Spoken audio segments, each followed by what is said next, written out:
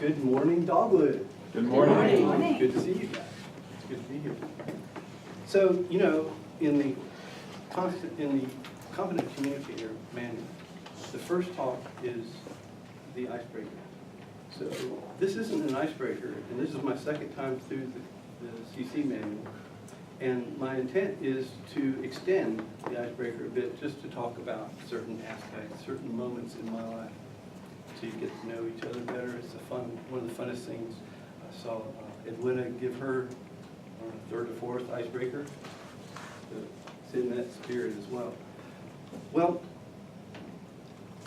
we all have these things that are put on us as children growing up. Things that are meant to guard us or guide us along our way.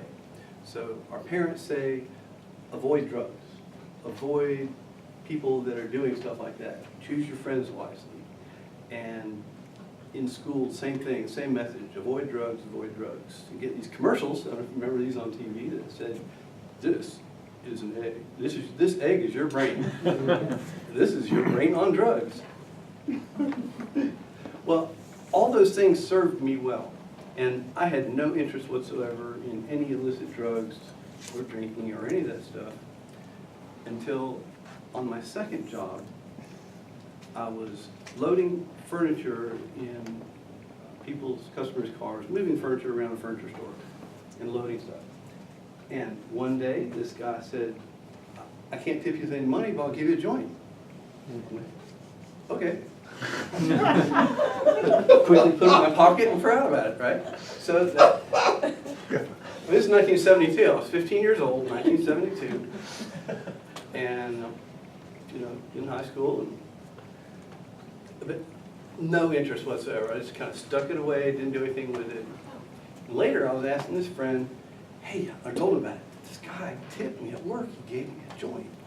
Have you ever smoked? No, I've never smoked. Want to? Yeah, let's try it.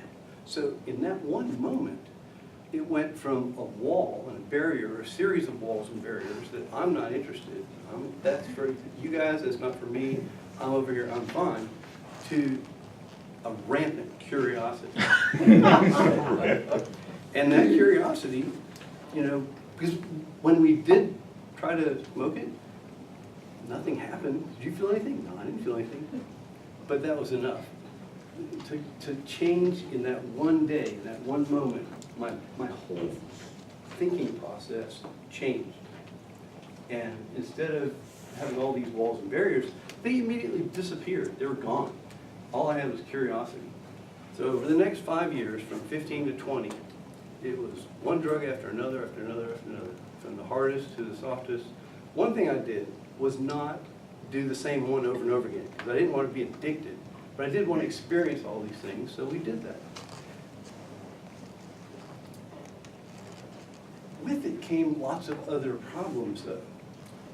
Lying, sex, stealing, a variety of different things, character flaws. And not doing very well in school. Missing a lot of classes. Basically wasted my whole high school age. But then there was another day where it was actually graduation and the end of school, very last day of school, high school. I get on my motorcycle and I ride it into the school, down the main hallway, down the stairs, and start to head out the back side. And there is Neil Haygood, my chemistry professor, blocking the hallway to stop me. Well, I couldn't let that happen, so I stomped it, took off right past him and out the other side. But something else happened though. So I don't know if it was guilt or what, but I kind of realized, my dad had said, again, all those thoughts reverberate as a child, the things that my parents said. One of them was, doesn't matter what you do, take pride in what you're doing. I don't care if you clean floors or if you dig ditches, take pride in your work. I realized somewhere around there, I'm going to be cleaning floors or digging ditches because I'm not going to college. And I thought, if I can go to college, if I can just get in, I'm going to work hard. So this second moment, or third moment that comes to mind was at 20 years old, going to junior college, and I'm standing in front of a vending machine. And I realize I don't have the 50 cents I need. I've got a quarter, I've got a dime. It's not going to work. I just took pause for a second.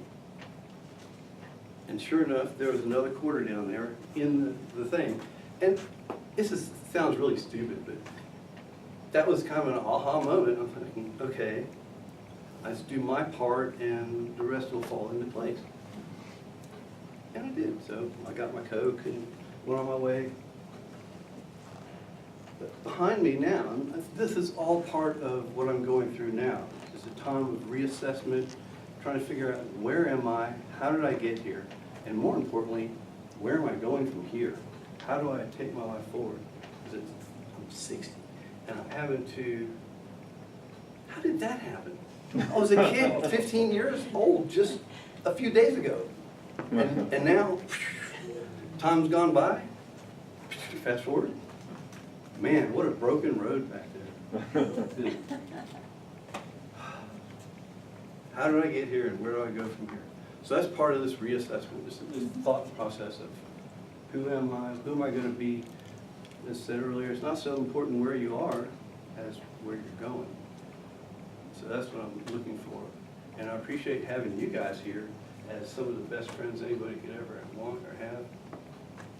And, it's been good to get to know you and to be known. That's what friendship is to know and be known. Madam President? Thank you.